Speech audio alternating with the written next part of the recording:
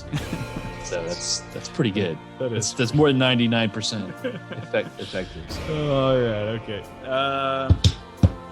All right. We are recording. Let me take a sip of coffee. Oh, the black liquid of joy. Liquid courage, coffee. Yeah. It's the elixir of the gods. Oh, you know what, Barrett? Since we're already in the podcast, I don't think we did like a hello everybody, but we should mention Chris Christopherson retired. Retired. Chris Christopherson's not allowed to retire. I know. Chris Christopherson, a legend, a Rhodes Scholar, Army. I didn't vet. know he was a Rhodes Scholar. He's a slightly brilliant dude. He's incredibly intelligent. Army vet. Musicians aren't allowed to retire. I think he said, I can't do it anymore. He's like 82, 83. Yeah, that's true. Singer, songwriter, actor, Christian. Yeah. It's just an incredible person. Wrote, of course, Me and Bobby McGee, one of the great songs. He wrote a lot of things that no one really understands his impact on music, because Me and Bobby McGee was what's her face? Janis Joplin, who recognizes the song, but at the end of the day, no, it was Chris Christopherson. Yeah. His greatest hits album was one of my favorite CDs, pumping in my big blue 4x4 Texas truck. Yeah. I used to love Chris Christopherson. I think he's from Brownsville. Yeah, originally Brownsville, Texas. And so shout out to Brownsville. For those who don't know Brownsville. Yes, good things can come from Brownsville. Shout out to our big listening audience in Brownsville, listen to all our listeners in Brownsville. So Chris Christopherson has retired. Wow, which is sad. It is sad. I'm going to listen to a little Chris Christopherson today in honor of the man. Sunday maybe I'll introduce my children to Chris Christopherson, and they'll look at me painfully, thinking, "Why are we listening to this, Dad?" But that's all right.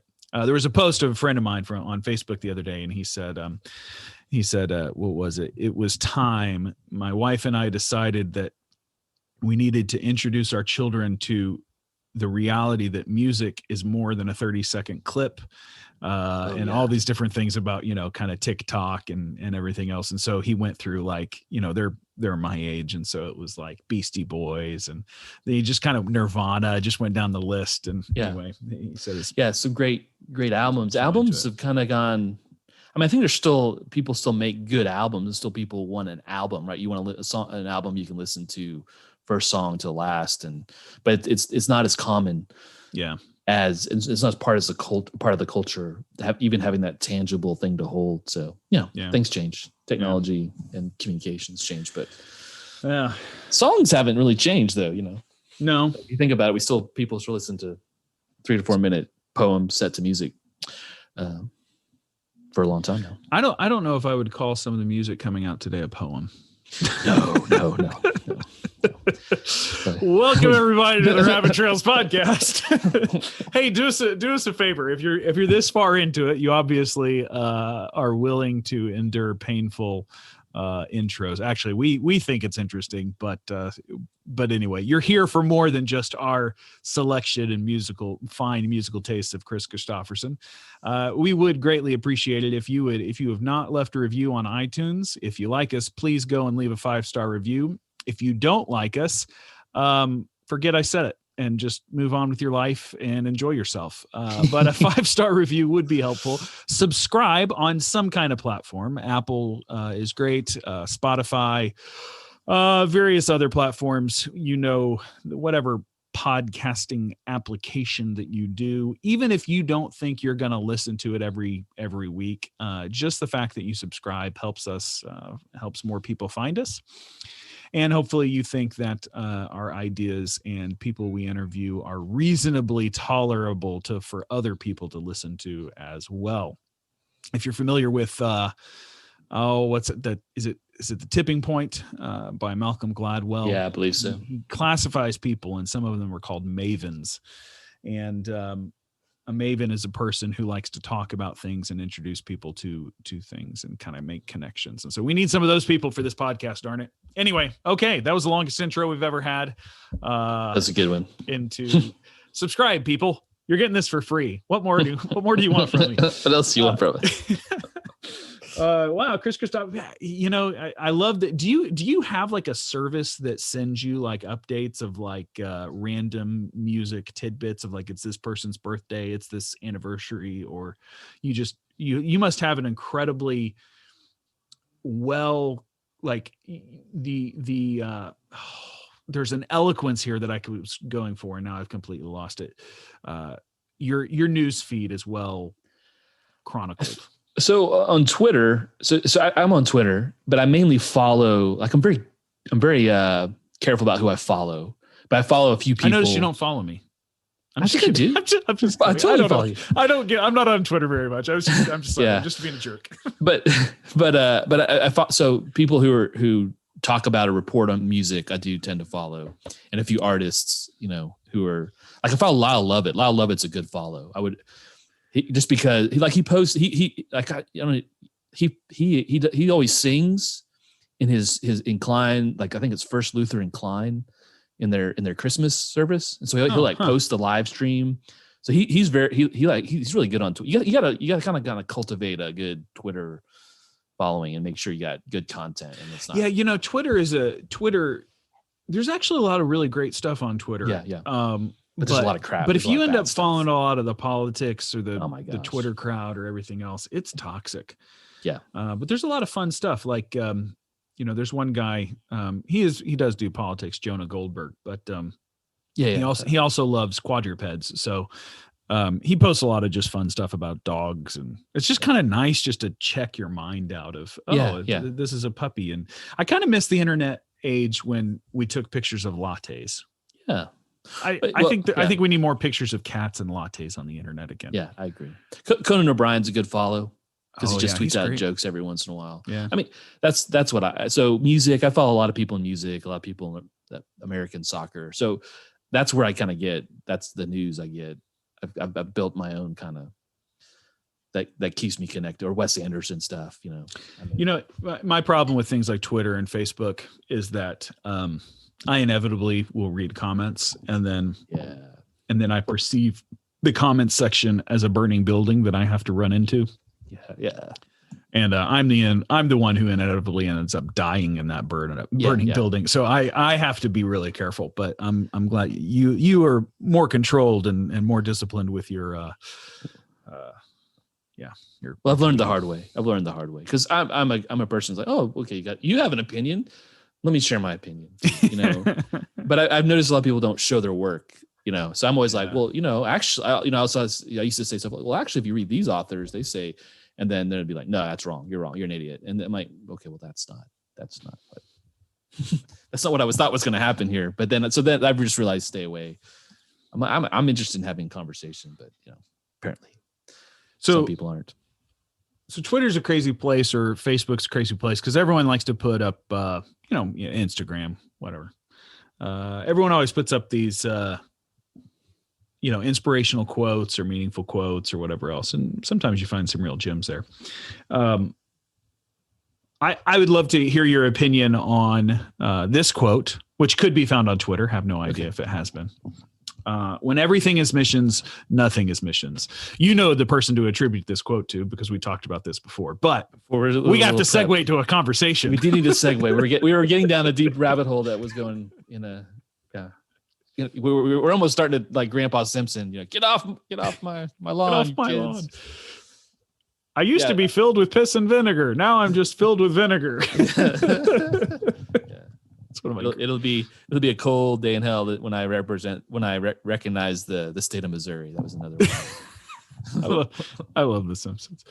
Okay, so when everything is missions, nothing is missions. Who was the person who said that? I believe the missiologist is Stephen Neal. Okay, who wrote that. So agree or disagree?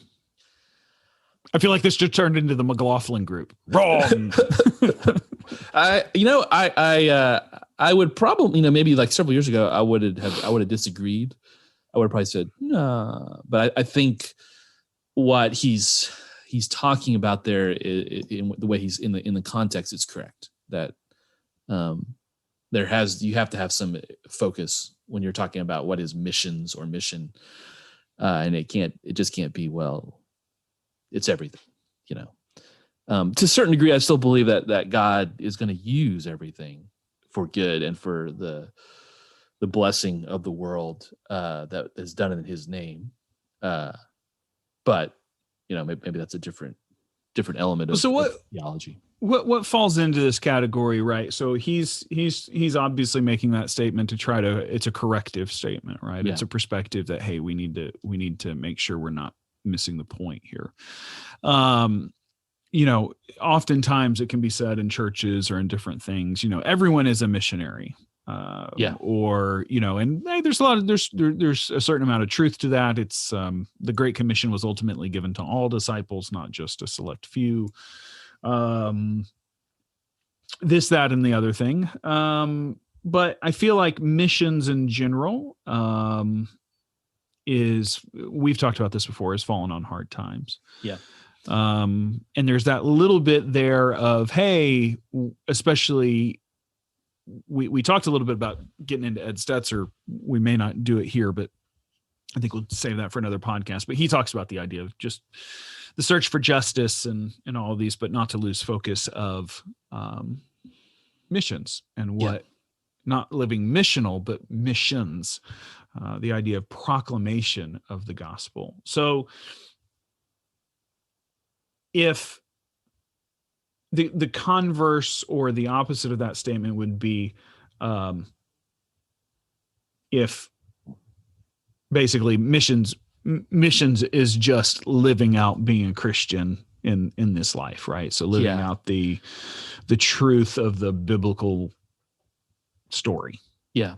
Well, it was a theological movement that comes mainly out of more progressive mainline denominations. And I want to be careful. I'm not necessarily saying it was a bad thing, but the idea was that God is fully active, which I think is true. And so God is, and God does mission, which I think also is true. And so what it said was then, therefore, to some degree, we don't need, and it obviously came out a little bit of the embarrassment of, proclamation in a time when that was, at least on the progressive side of the church, was beginning to, and this is, early 20th century, where there was a shift away from needing to, maybe a little bit of embarrassment, beginning to start about, propaganda, or feeling like we were forcing things, but also probably a bit of a beginning to feel a little of, Schleiermachian. There's a word for you. Theological perspective of Jesus. Yeah. It's a nice story and it's a good myth, and it's meant to help us. And God's there's certainly God, and there's certainly Jesus, and there's something going on there, but we really can't say. And so the church is about bringing about societal change, and I think the good side of that is, the church is supposed to be active. God is doing something in the world. The bad side of it is it lost focus, and it lost a belief and a confidence in the Word of God, and what I think is fairly clear. And I think what Ed was getting in the article of saying, there is a clear message in the Bible about the proclamation of the gospel, about telling people about Jesus. And so when you get rid of that, or you take that away, or you become nervous of that, you lose. Well, really, the main thrust of the scriptures, the thrust of salvation history, which is getting people to know God. Then what does that mean? No, that's a whole other thing. We don't necessarily need to get in there, but the proclamation. Now, on the flip side of that, I think American evangelicalism, this tends to be a very American, maybe Northern European problem. It doesn't really affect the rest of the global church. The rest of the global church understands that missions is, number one, proclaiming the gospel, but also serving your neighbor. Jesus did both things. Why are we balancing these two things off of each other? Why have we pitted them against each other? They shouldn't be pitted. You proclaim the gospel, you serve the least of these, you proclaim the gospel, you fight, for the justice of the oppressed. Those are things that, are clear. But I think in the American church, the evangelical society, we went to, well, we only preach the gospel. If you start serving the poor. Now, I think those are also a little bit of straw men that we've created, because if you look through the history of American evangelicalism, I can't think of a church that I know currently, and I can't really think of in the history that's constantly been involved in taking care of orphans, building hospitals, doing something that. Yeah. So then this is I think that's a fascinating thing, right? Because you do have some coming out of what I would say the misunderstood and mischaracterized, misapplied ideas of a dispensational theology. So it's all going to burn, and no good dispensationalist would have ever said that, but many, unfortunately, people who wore that moniker did say it. But who said, yeah, it's all going to burn, so we just got to focus on souls, winning the souls. And there's this, we could go through the history of it, but there is this history there where people started saying, well, we just need to focus on the proclamation. So we started forgetting about the fact that we live here and now, and that we're also heralds of an actual earthly, tangible kingdom to come. And so once we lost focus of that, then it all became about heaven. So we would, even in the parlance of the day, right, we would say things like, well, when I get to heaven, sort of thing, rather than, well, no, heaven comes down. And then, of course, depending upon your theology, you can argue about, okay, what that's going to look like and when that is and everything else. Yeah. But the truth is that the church is always held to some kind of earthy aspect of that at some point. But I think the hard part is when I get that when we're the error that we make is that when we start going, well, this whole proclaiming thing, we're kind of being a little bit, we're missing some of the points, right? So we swing the pendulum. Yeah. Pendulum swinging in history doesn't often turn out very well at all. Yeah. Like with any general thing, it's kind of, but we do that as humans for some reason. And it seems to me that the pendulum swing of, well, we just need to bring a more just society. And if we just do that, then people will come to Christ or whatever else. I think we also miss the fact that a big part of who we are as Christians is to proclaim the good news of Jesus Christ. Part of that good news is the justice to come, but also part of it is forgiveness. Yeah. And I think that seems to me what's fallen on hard times is this idea that we need to be forgiven and that we stand on the outside of a broken relationship with God. That's something that's just missing in a lot of kind of discussion today. We don't like to highlight that one anymore, do we? Yeah, I think there's a cultural thing. I also think with the pendulum swing thing tends to be perspectival, and that I'm not sure it really ever happened. If you know what I mean. Like I think you have voices, but this is why, because I think what I'm getting here is I think you're gonna have a lot of people right now who swung towards the justice and mercy role. God, thank God, but they've created the straw man that, well, historically, American evangelicalism has not concerned itself with mercy and justice. I think it's just flat out wrong. I don't think that the history bears that out. I think we've said things, but in the day and day, we as a whole, of course, you've had ministries that have been like, we're not going to do that, but as a whole, we've balanced out really well. And there's books about this. The evangelical impetus globally, but even in America has been, I think, fairly balanced. So I think I really don't believe there's been this kind of imbalance. That's last. I mean, World Vision is one of the largest humanitarian aid organizations in the world that was started in the 50s, the 40s, which would be the height of the growth of American evangelicalism, in which we would often, in my mind, I would go, well, those are the guys who are super only proclaim the gospel. I'm like, IJM. I mean, much of the Bush administration initiative in Africa was galvanized and strengthened by evangelicals in America. So I just don't see it. Now, I think if you want to say, well, we've been focused on different issues and maybe we haven't come together on what people feel is a big issue now, I think that's fair. So there's been some things that we've missed. Yeah. So there are glaring holes in some. There's glaring holes, but justice initiatives and everything else, and But as a whole, so now I think what you're seeing is these false swings, which I'm like, I don't think they're necessary. I don't think that we need to pit these two things against each other. So I think you're right. There's now the feels like we shouldn't talk about people needing Jesus, and I think that's because I think it's a perceived swift shift away from. And once again, I want to be careful that maybe it's not as strong of a swing as it seems that way, but maybe it's not. But where I would want to go is get people back to where we're supposed to be biblically, right? Biblically, we should be doing both. You can't share the gospel with people who are suffering and in pain and go, wow, sorry about your pain. I'm pretty good at it. I don't know about you. But if you just read this book, it's don't worry, you're gonna.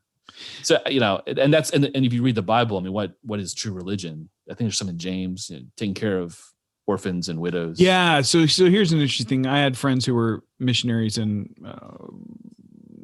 I'm forgetting which part of Africa, and they were there for gospel proclamation, but she was a registered nurse and he was a bovine specialist. Yes, they were from Texas. Yes, they were. Yes, he had gone to Texas A&M, and yes, and so he would go out into the bush for weeks at time and help people increase the number of cattle, and overall health of cattle and everything else, so that they could have a better life. But the main reason they were there was gospel proclamation. Yeah. But they also recognized that there's a role that we can fulfill here that's very important. That seems to me that's been a deep and meaningful Christian missionary heritage. I mean, even when I was in Central Asia, I was there for gospel proclamation, but I also taught conversational English classes because I was helping. We care about people. Like if we don't care about people, we don't love people. If we're just trying to tick people off on a checklist, like what's the point? Yeah, you can't make it a means to an end. But here's a question. So is it possible that certain people, maybe by virtue of giftings, maybe just by virtue of their leanings, not saying that because of a gifting or whatever else, someone should not focus on either proclamation or, caring for people out of their reflection of, the Imago Dei. But what is it possible that certain people in God's economy should be focusing mostly on proclamation because that's just what God's gifted them to do, and that others should be focusing on some of the more tangible things, not to the exclusion of others, but that, hey, maybe it's okay that your wheelhouse is just this proclamation thing, not just, but partly that. Yeah, but okay. So here's our problem in modern Western society is we have the parachurch organization, which is a blessing, right? But parachurch organizations specialize. Yeah. Right. So IJM specializes in getting lawyers and government officials to help get people out of sexual slavery and, slavery, labor, So, but that's a deeply evangelical Christian organization that, that works with evangelical churches to do those things. So I think when we're looking at the New Testament, they're talking about the body of church, So I think there's a difference between parachurch and the church. Right. The church is not supposed to be specialized. The church is supposed to embody, like I think what Stephen Poss was talking about, is supposed to be embodied, sent community. It's a missionary community sent into the world to preach the gospel, but also to live out the values of it. And so our problem is we often look at organizations and go, well, they're not doing that. I'm like, well, yeah, but they're specializing within a wider community to help churches or help do whatever they do. So I think you're right. I think in the sense of organizations, I think it's great that we have certain organizations that may do just evangelism. Now, I think in the Western postmodern world, I think, if we're not tied into some kind of gospel witness that also brings credibility to who we are, then that's a problem. But I think I don't know anyone who's preaching the gospel only, who, when their friends come to them and say, "Hey, I'm really struggling here," they don't go, "Oh, yeah, well, let me help you." Mm-hmm. So I don't think necessarily it also always means we're doing big issues. I think it means like, we just care and love for people, and we look out for our neighbors and serve them. That's going to bring credibility. I think you're right. I don't think we have to. Well, I don't know if you said that or not, but the question was, I think we can have specialization. I think certain people can have a certain office or role that's more than one than the other. I think that's all right. But I think as a church, as a community, right, you need to be doing all of it. Right. And I think when I look at the churches I know, I think they are trying to do all that stuff. They're trying to preach and also live out and serve their communities. So is part of the problem then when someone is using a critique that is appropriate for the church, but applying it to parachurch? It could be. There's some danger there. Yeah, I think it's just the reality of where we are in the world. I think it's hard to, unfortunately, Cru is a tricky situation because we're much bigger than just even a parachurch organization. Right. We're not. I was on a board meeting. Not a board meeting, but like kind of we have this in Spain. We invite other Christians and leaders in Spain to come and look at our numbers, give us some feedback. But, and we had some new people, and they were like, you guys are, what do you do? You guys do like a million things. You don't have one, thrust. Right. And one person who knows us pretty well spoke up and said, no. This is what Cru is in Spain. That they do a ton of stuff. It's awesome to let people just go and try stuff and, experiment, and they're doing tons of stuff. It doesn't make any sense, but it's really cool. So that's our problem. I think in a big organization like Cru, we don't have we have a defining principle, but that principle, because we're trying to, at least in the campus ministry, create communities on campus. Well, right? Yeah, sure. I mean, up until that brings a whole different, right. It's interesting. We were having this discussion here in Sweden currently, and every we were trying to go through and just looking at our campus ministry. So we're in soon to be 6 different locations, and that's awesome.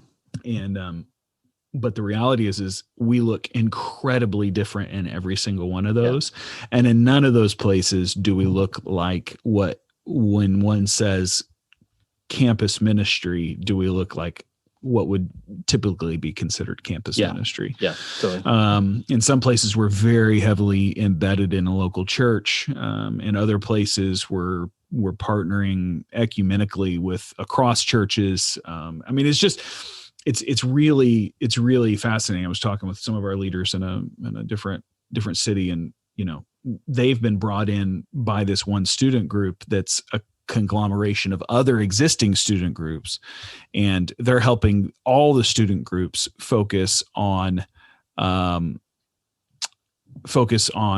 evangelism. So we don't have an official student group at the university, but we're focusing on helping them build capacity and mentoring the leaders of these other groups because they don't have staff capacity, and that's one of the things that we have. So anyway, so it's a fascinating thing. But yeah, that is a little bit of what we are. So yeah, it does get complicated.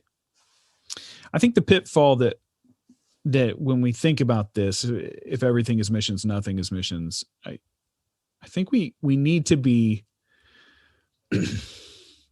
you talk about mission creep. It's interesting. I think we need to be very careful not to take the overall organizations or whatever else, the proclamation of the gospel is a very important thing to be doing. And that's in large measure missions, but that's not only what missions is. Missions is the heralding of the coming king in many forms and in many ways on frontiers that otherwise don't exist. Now, those frontiers may be in parts of your city, in an otherwise quote unquote Christian area. That I think that's missions, but then there's missions of frontier missions, like literally, no one's heard or very few people, or you're, in our case, trying to reclaim the gospel in a place that maybe has stepped away from that or forgotten it or lost its position of privilege or whatever else. And we're not looking for that position of privilege, but to make Jesus known where we are. And so there's a lot of things that need to be done there. Here's what I would say. We need to be careful not to make missions utilitarian or maybe what we're doing. So even the good news or the good deeds of what we're doing, a utility as a means to an end. So like one of the things I've been thinking about lately is we don't go and serve someone. So like good example is La Fuente de Peregrino. You have a house that's serving pilgrims along the road. That's not created only to be able to share the gospel with these pilgrims. That's backwards. That's actually manipulation. We're serving a very tangible need because we love these pilgrims. And we hope that along the way we can be able to create opportunities to share Christ with them. But you kind of have to hold those in tension. And that can get lost sometimes. And I actually think that getting that lost bit. So the idea that like, it's just good strategy to hand out cookies so that I can share the gospel. I think the BS meter on people can go up pretty quickly. Very quickly. And that's where I think people get confused with let's just make everything missions so that I don't have to feel bad about the cookies anymore. Like, no, I'm actually doing missions. Like, well, maybe not, but we need to go for forward. And this gets me to a thing that I started thinking about this past weekend, and I haven't been able to get it off my head, but this. I get a little bit frustrated sometimes when we don't think through issues very well oftentimes. So like we'll say things like, we create policies or ideas because it's a little bit easier than just dealing with the reality. So, well, we're not going to go to X city because, some strategic or legal reason or whatever else, when the strategic reason and the legal reason actually have nothing to do with the reason you're not going. They're just challenges, and you kind of want to cut the conversation. These are conversation and thinking problems.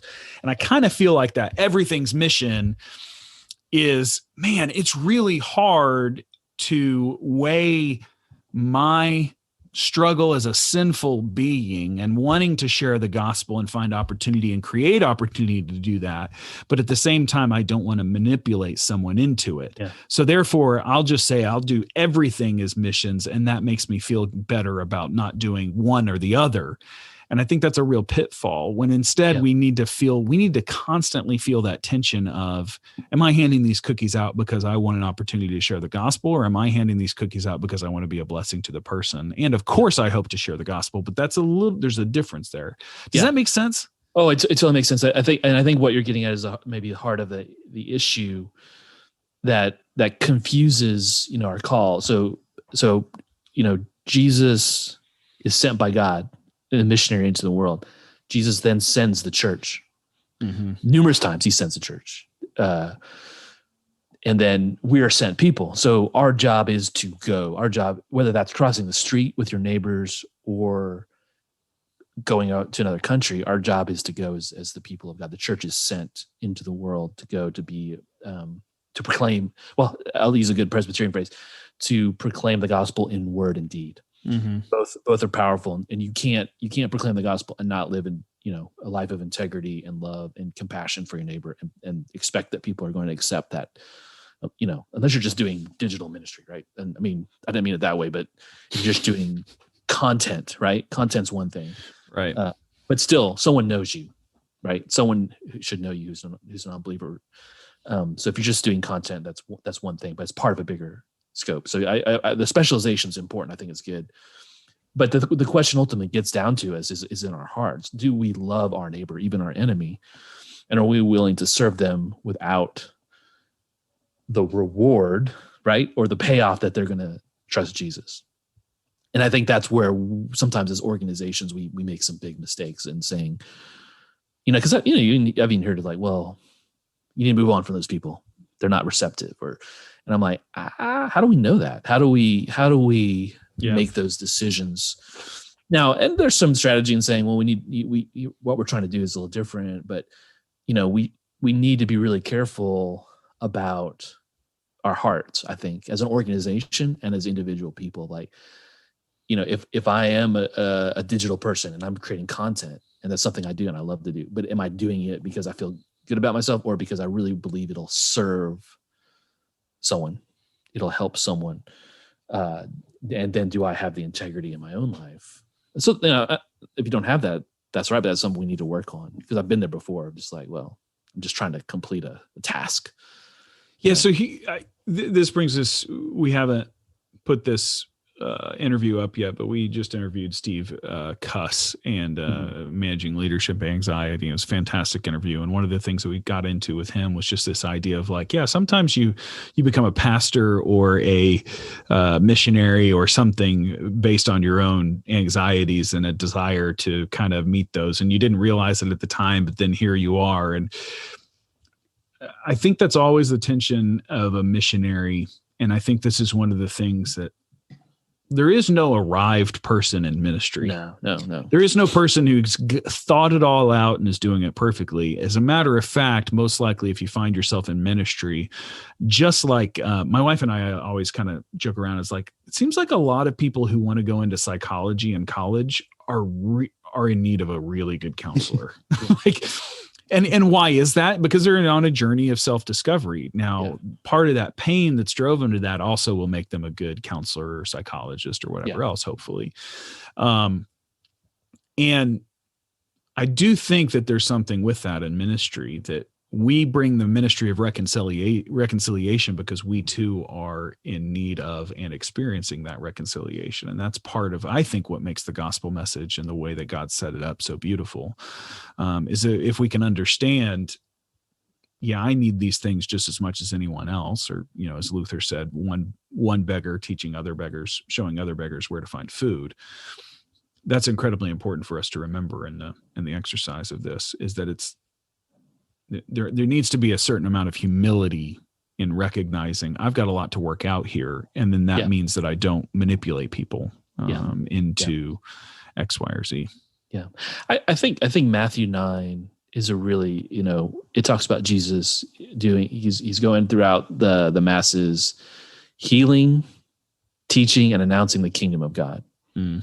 But healing is, he's healing people. And then there's a part in there, he sees the people, the sheep without a shepherd, and he's moved to compassion.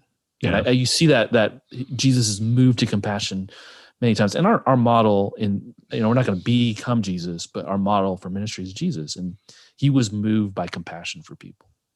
So I think if we need to work on also being moved by compassion. So that may mean, just caring for a neighbor. It may mean traveling all the way to Africa to work with AIDS orphans. It could mean that's evangelism too. Yeah. He was moved by compassion to preach, to announce the kingdom of God, not just heal people. So I think this dichotomy, I just don't think it exists. And I think you're getting at it, because it's really about our hearts. Yeah. And it goes back to that. It goes back to Michael Medetol and cruciform, evangelism. So for those, go back to Stockholm Syndrome is the name of the episode. Yeah, Michael really gets at it really well. We need to have him back on. But it is the heart. It is the heart. Who was it? Larry Crabb that said, if you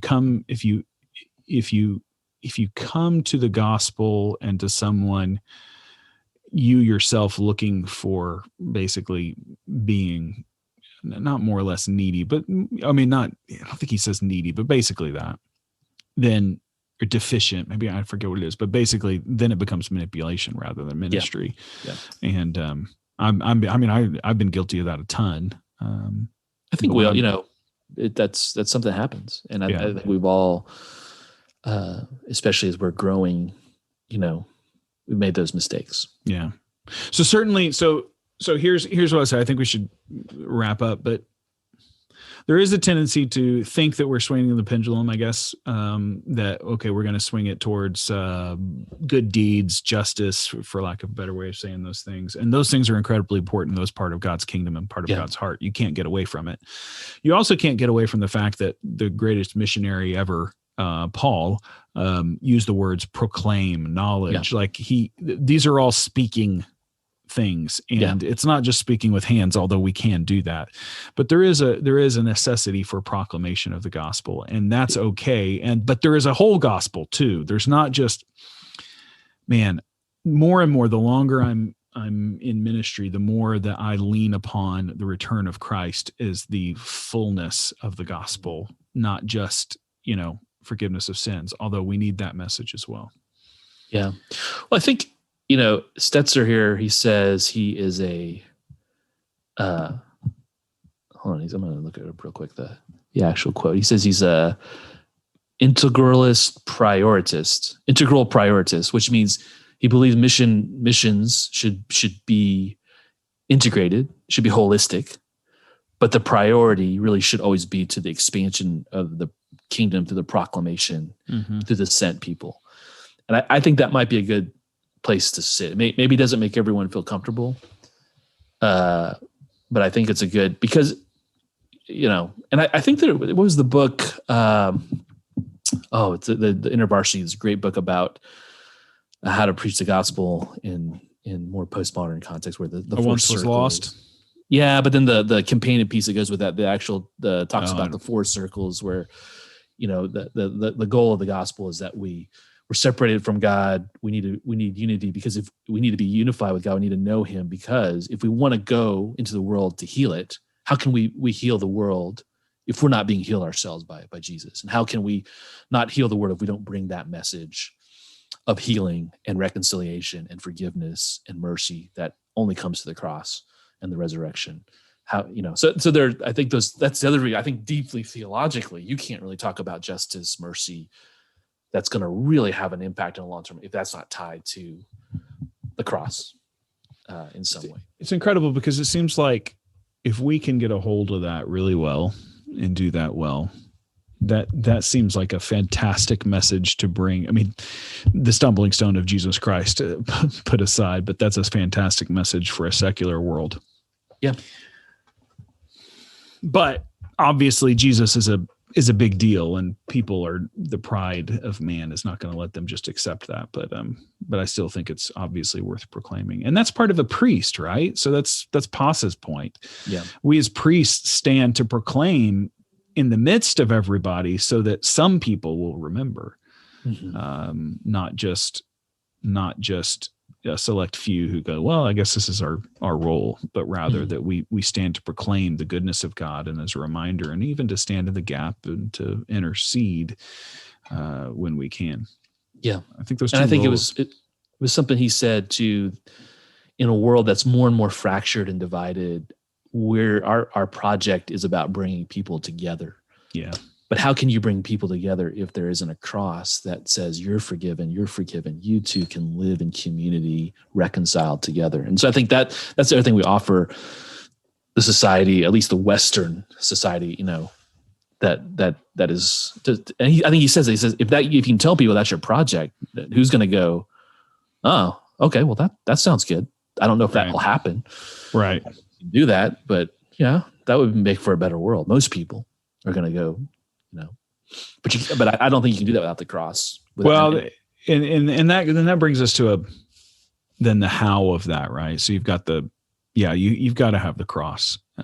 You've got to have, And that's an ugly thing that people don't like. We recoil against the cross. And I think that's the danger of even saying is if everything is missions, nothing is missions, is almost a little bit of that. It can be, it doesn't have to be, but it can be that desire to take the cross out of the equation and just go, I'm doing missions by meeting these physical needs. And that's very true in the sense that you're doing the boodskap. What is that? Only Swedish words are coming to mind. Yeah. I can't think. Anyway, you're doing the things that Jesus wants us to do. But at the end of the day, that cross is offensive. And it's a hard thing. And so that message has to be there. But then that brings us to a topic that we hope to get to in the near future. You and I were talking about, but that's the idea of how do you have these conversations? How do you not just mischaracterize something everyone's saying and say, oh, so you're saying, and rather, how do you listen as a missionary? And I think that's one of the hardest things that we do. So that'll be an important conversation that we have for another time. Man, we went over the time that we were talking, but this is good. We always do that. Hey, listen, couple of things, people. Subscribe, leave us a 5-star review. I'll take a 4-star review. I'm not against it. Variation is a good thing. And then if you have not listened to the Stefan Pass interview, go back and listen. If you're working in a secular context, you need to be listening to that. Yeah. It was next in another week, we've got Todd Bolsinger coming up about adaptive change, adaptive leadership. Really, really important interview, and definitely listen to that. Anyway, if you're listening out there and you've got topics you want to hear us riff on, let us know. Otherwise, have a great week. Garrick, it's good to see you, man. You too, man. Until we do it again, buen camino.